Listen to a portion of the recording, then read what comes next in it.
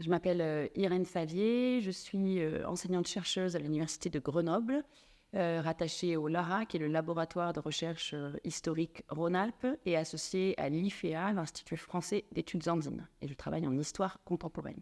Cette année, lors du congrès de l'Institut des Amériques qui s'est tenu à Lyon, j'étais chargée de la table ronde Histoire que j'ai choisie cette année, aux côtés de Johan Würzburg, qui est doctorant à Nanterre, de consacrer à l'histoire de la santé. C'est un champ qu'on peut qualifier d'émergent en France, et c'est ce qui explique le format qu'on avait in fine retenu pour la table ronde, qui mettait en présence 2 doctorants, doctorantes qui travaillent en France sur ces sujets-là. Johan Würzburg, qui travaille sur la crise des opioïdes aux États-Unis dans le temps présent, c'est-à-dire des années 90 à 2000 à l'actualité. Et Valentine Mercier, qui effectue une thèse à Lyon, sous la direction d'Isabelle von Bunzing-Sloven, sur une psychiatre brésilienne qui s'appelle Nis da Silveira, et plus largement sur ce qu'elle appelle une biographie collective consacrée aux psychiatres féminines. Donc, il s'agissait de donner à voir le fait qu'il y a des doctorants, des doctorantes qui commencent à travailler sur ces sujets. Une des questions qu'on leur posait, c'était de savoir sur quelle bibliographie américaniste ils s'appuyaient, et la conclusion, qui n'est pas très surprenante au regard de l'état de ce champ à l'heure actuelle, c'est qu'il y a peu de bibliographie en français à ce stade, en tout cas produite en France. Puisque la bibliographie est, dans leurs 2 cas en tout cas, de façon relativement écrasante, anglophone, et lusophone dans le cas de Valentine. Donc ça, c'était un premier constat.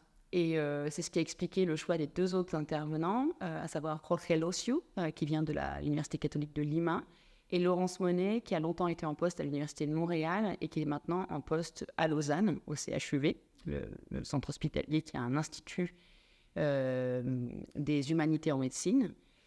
On les a interrogés sur la production dans leurs zones respectives, puisqu'il s'agissait là bien des Amériques. Et en fait, ce que montrait en fait leur communication, c'est qu'il existe une bibliographie francophone, mais en fait essentiellement québécoise, et hispanophone, moins bien connue du fait de la géopolitique académique actuelle, qui est particulièrement dynamique. Alors, dans le cas du Québec, ce qu'a montré Laurence lors de la table ronde, c'est que cette bibliographie francophone, puisqu'elle est face à l'immense, la partie continentale nord-américaine qui est anglophone, a tendance à se tourner vers l'Europe pour établir un champ, une conversation académique. Et dans le cas de Jorge, ce qu'il a montré, c'est que le Pérou en fait a joué un rôle vraiment important en fait dans la production, dans la création même de ce champ. À travers la figure de Marcos Cueto, qui est un historien de la santé péruvien, qui a fait ses études aux États-Unis et qui est maintenant en poste à la Fiocruz, dans un des pôles académiques de production majeurs en histoire de la santé au Brésil.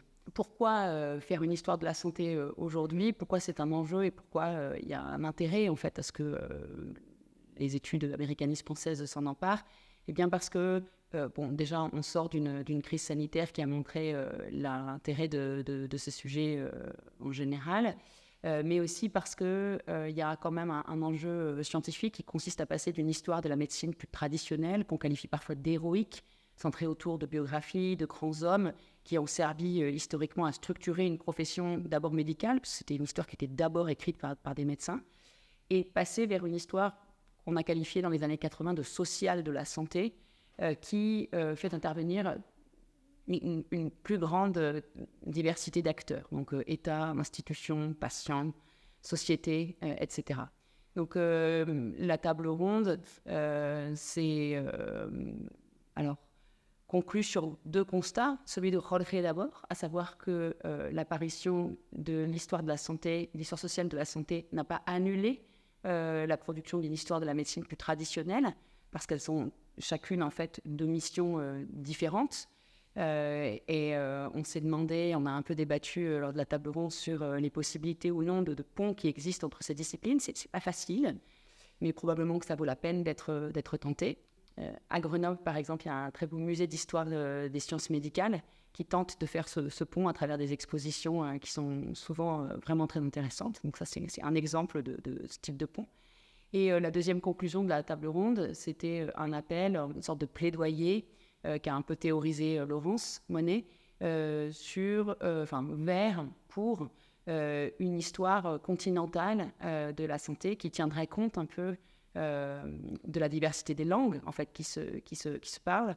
Et typiquement, c'est vraiment une conversation qui a pu avoir lieu dans le cadre de l'Institut des Amériques, puisque le postulat à la base, c'était qu'on parlait 3 à 4 langues.